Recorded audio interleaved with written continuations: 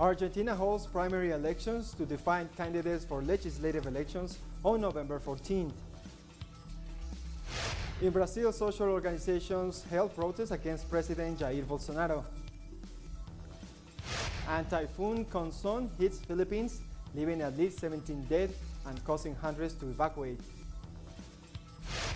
Hello and welcome to Telesur. I'm Jose Daniel Lopez in Quito, Ecuador, and this is from the south. Today, Argentina holds primary elections. More than 17,000 polls are opening during this electoral process throughout the country. It's been expected the participation of more than 34 million Argentines who will have to vote to define which candidates will dispute the general legislative elections on November 14th, in which 127 deputies and 24 senators will be elected. Voting citizens expressed their confidence in this Sunday's electoral process and in the health measures implemented during the COVID-19 pandemic. I know it is a safe vote. I know it is sanitized. I know the dark rooms are open, so I am calm in that aspect. In statements to the press after voting, the President of Argentina, Alberto Fernández, highlighted the importance of these elections for the strengthening of democracy while thanking the citizens for their participation in the elections. I have fulfilled my duty to vote. It is a beautiful day, because every time Argentina votes, we make democracy a little bit stronger. And for me, that is very important. So the only thing I hope is that we have a day of tranquility, where we can all vote, where we all go to vote, and then wait for the results at night. I do not have much more to say. There is not much to add. Thank you for the time to be here. And well, let's move forward. Argentina moves forward tomorrow. In Brazil, social organizations held protests this Sunday to express their rejection of President Jair Bolsonaro's government. The organizers of this event say that this call seeks to bring together opposition parties and unions to build a broad opposition front and to push for impeachment proceedings against Bolsonaro. The protest will also be a response to the acts with anti-democratic agendas and speeches against the Federal Supreme Court by the Brazilian president, which took place on Independence Day, September 7th, throughout the country. Those mobilized called on all parties, civil leaders, and associations to join the protest for Bolsonaro's dismissal. And thousands have participated in the second National March of Indigenous Women in the Brazilian capital to demand justice and respect for their rights. Our correspondent Brian Muir brings us more details in the following report. 8,000 members of over 150 different indigenous ethnicities camped out in Brazil this week to participate in the second annual Brazilian Indigenous Women's March and to protest against the genocide against indigenous peoples underway by illegal miners and ranchers encouraged by the federal government, which has led to charges filed against President Bolsonaro in the International Criminal Court in The Hague.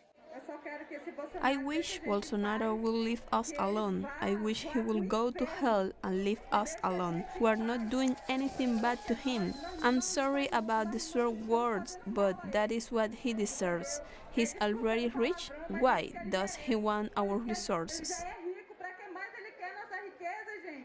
Of special concern this year is a case being ruled on by the Supreme Court, which, if approved, would require indigenous people to prove juridically that they or their ancestors lived on their reservations before 1988. This would make it easier for big business interests connected to the international commodities supply chain to kick them off of their land and burn down the forests. We women are meeting here in Brasilia because our fight goes beyond the government itself. It is a fight for our rights and our life. That is why we are here to reforest our minds, to heal the earth, and to fight for life of all humanity. On September 10th, the women left the camp and marched into downtown Brasilia, demanding justice. Brian Muir, Telesur, Brasilia. On Saturday, Chile commemorated 48 years since the military coup that overthrew the socialist government of Salvador Allende. It is an emblematic day that ended with the assassination of President Allende, who refused to resign. This was followed by a 17-year military dictatorship led by Augusto Pinochet and defined by political persecution and forced disappearance of the regime's opponents. The socialist government of Salvador Allende, which lasted only 3 years, focused on economic reactivation, the nationalization of the mining industry, the redistribution of national wealth, and the recovery of public services. As every year, social movements and organizations of victims of the dictatorship led actions of commemorating. The Chilean National Police dispersed demonstrators during the annual protest. Also, a small group set fire to a car and a gasoline station. While peaceful protesters marched, the police put out the fire. During recent years, Chilean security forces have been part of repeated controversies over allegations of the police brutality. It's a very special moment because even if no Chile violates human rights, Chile now rises and I can say enough of injustice.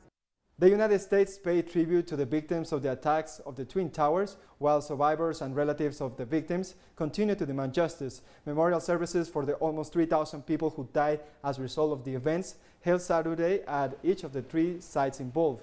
President Joe Biden led the ceremonies at the 3 sites where the World Trade Center building was located, the Pentagon, and the site in Pennsylvania where the 3rd plane crashed, which was believed to have been recovered by the passengers. The so-called attacks on the World Trade Center 20 years ago were the excuse of the United States to launch wars against Afghanistan, Iraq, Libya, and other countries. In Peru, the founder of the guerrilla group Shining Path, Abimael Guzman, died on Saturday at the age of 86. Guzman was in the maximum security prison of the Callao Naval Base, where he was serving a life sentence since 1992, accused of terrorism crimes. Legal authorities announced that he died early on Saturday due to health complications. Guzman abandoned the academic life and went underground since the end of the 60s to join the armed struggle. Rescue teams in Mexico continue searching for survivors after a landslide demolished homes in a neighborhood on the outskirts of the capital. Search efforts are complicated by the enormous size of the rocks that fell and the narrow streets complicating the entrance of heavy machinery. Authorities are calling for all citizens to stay away from the area as it's still considered risky. At least 1 person was killed and 10 remain missing, 4 of them children, and nearly 80 residents have been evacuated from their homes. There is a risk. There is water spring where the rocks came off. The risk is high for that reason. The rocks could collapse once again and create a domino effect with those rocks that are already lying there. More news in a minute. Stay with us.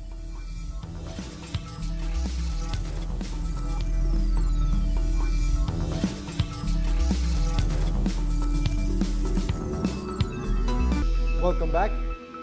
In Cuba, a shipment of humanitarian aid donated by several Caribbean countries has arrived to assist in the fight against COVID-19 throughout the humanitarian air bridge of the Alba Bank and the Venezuelan airline Conviasa.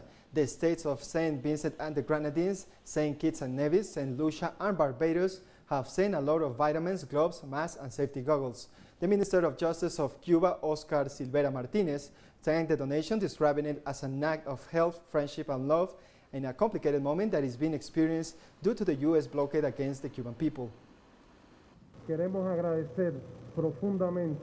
We want to deeply thank our brothers in the Caribbean, the governments and the people of St. Vincent and the Grenadines, St. Kitts and Nevis, St. Lucia, Barbados, the Alba Bank, the Venezuelan government, for this act of help, friendship, and love towards the Cuban people at this complicated time, when, at a time of extraordinary sensitivity of our people in the fight against the pandemic, we're also suffering the onslaught of the tightening of the economic and financial blockade of the United States against our people. In Peru, the COVID-19 vaccination campaign continues. People are now getting their vaccines at food markets, among fresh fruit and vegetable stalls in Peru's capital, Lima. The Sinopharm and Pfizer jabs are administered at the market as part of an effort to bring the COVID-19 vaccination campaign to public places. According to the Health Ministry, more than 20 million vaccine doses have been administered in Peru, and more than 8.7 million people have received both doses. I feel a little nervous and at the same time good, because the vaccine is the main thing for all of us, for our health, for this third wave of the pandemic that is coming. In Vienna, about 2,000 people gathered against COVID-19 health restrictions and to demand the resignation of Conservative Chancellor Sebastian Kurz. Austria was among the first European countries to introduce a health pass system. Earlier this week, Austrian authorities announced that starting from September 15th, the government will tighten a range of COVID-19 measures. 1 week after reaching the intensive care load level of 15%, nightlife and activities without prescribed seating with more than 500 participants can only be visited by those who have been vaccinated or have recovered from the virus.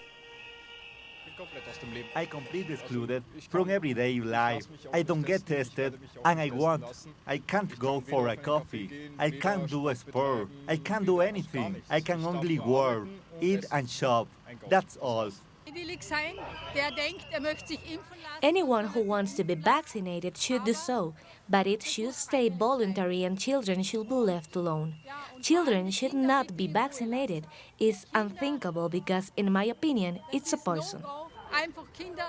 In France, clashes broke out with the police at a protest against COVID-19 health pass. The Interior Ministry said 121,000 had demonstrated in France, 19,000 people of them in the capital Paris, where police arrested 85 people after clashes broke out. This was the 9th consecutive weekend of protests, although the number of protesters has decreased from early August when 237,000 protesters turned out. The health pass, or a recent negative COVID test, is required to enter cafes, restaurants, and many other public places. Still in France, the mayor of Paris, Anne Hidalgo, announced this Sunday her candidacy for the 2021-2022 presidential election, representing the Socialist Party. Hidalgo was the first woman to be elected mayor of Paris, and now she hopes to become France's first female president. Today I am ready. That is why, with the strength of the warmth that surrounds me here, with humility and fully conscious of the importance of this moment, and to turn our hopes into reality, I have decided to run for President of the French Republic. South Africa's President Cyril Ramaphosa has announced that a plan to introduce COVID-19 vaccine passports amid widespread skepticism of the jab, as curfew restrictions are said to be eased this week.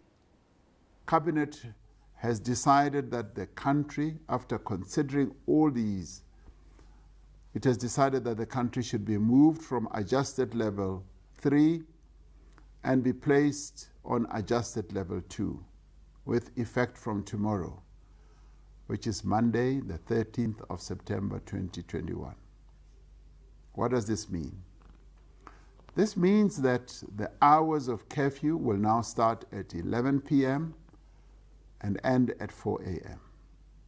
There is still a need for curfew. We will also be providing further information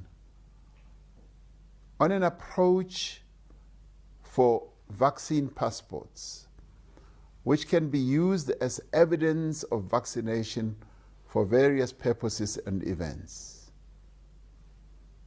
so that as people go around, they are able to demonstrate that yes, they've been vaccinated, and the Department of Health is looking at a variety of mechanisms like they have in other countries to either do it electronically through cell phone or other form of demonstration. Africa crossed the brink of 8 million cases of COVID-19 after a third wave of the pandemic hit the continent. According to the reports from the Center for Disease Control and Prevention, more than 200,000 people have died from COVID-19 and about 7 million have recovered. Africa has only fully vaccinated 3.18% of its population of about 1.3 billion people. Health authorities rule out achieving the target of vaccinating 10% of the population by the end of September. Africa is the continent with the slowest immunization rate, a situation that highlights the unequal distribution of vaccines and supplies between developed and developing countries. Real estate developers in Ghana are feeling the pinch of a recent hike in the cost of building materials. which has made building houses more expensive in the African country. According to government data, the real estate industry contributed significantly to Ghana's economy growth last year when coronavirus restrictions were eased. Real estate developers have said that they have to push up prices due to the rising cost of building materials. Ratings agency Fitch said Ghana's construction industry has grown by 14% this year after contracting by 5% last year. The agency links the growth to political instability and an attractive labor market. A lot of projects are being initiated today. We are not seeing, the project, especially when it comes to housing. If you find out how many contracts were signed in the past administration in terms of contract to execute certain housing projects, the numbers are so huge. If you put them together, we might be hitting about 2 million. But have you seen, even 100 of it? Yeah. So sometimes I'm not too sure where they are picking the data from. Several thousand demonstrators have marched in Berlin to protest rising rents in the German capital. Protesters staged a large rally 2 weeks before a referendum to expropriate the city's large real estate companies. On September 26th, Berliners will be called to vote in general elections and a revolutionary referendum that aims to expropriate residential apartments owned by large real estate companies. A normalization in favor of social housing, and to address the housing shortage. I find it a problematic development that people with a normal income cannot find affordable housing here. Housing, like other things, education, health, is in fact a fundamental right. This is important to me because I can't pay more as a tenant. There are always rent increases, but my income doesn't increase. And we have more stories coming up after one last break, so stay tuned.